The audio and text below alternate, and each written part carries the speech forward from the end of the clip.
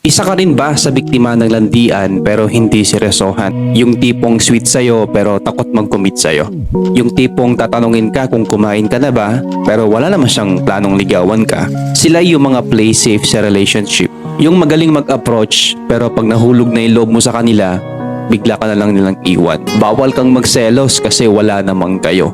Bawal kang mag-demand ng effort at oras kasi hindi mo naman siya pagmamay-ari. You must know where to stand sa buhay niya. Ang hirap yung anytime pwede siyang mawala sa'yo kasi wala ka namang papel sa buhay niya. Walang assurance na magtatagal siya kasi wala ka namang pinanghahawakang titulo.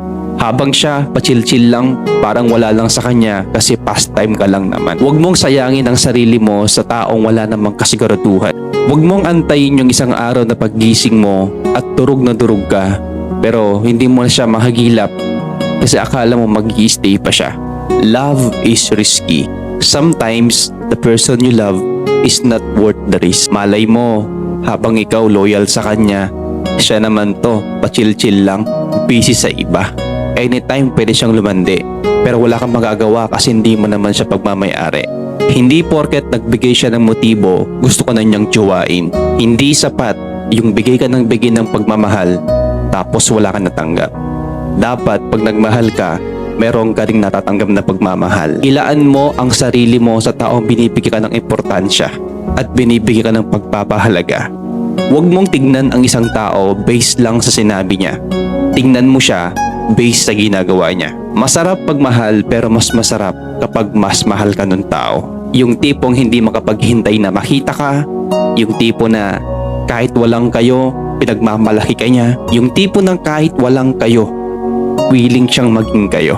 Yung tipong handa niyang gawin lahat para ma-appreciate mo yung effort niya at para mapasayo na siya. O diba walang pinagkaiba?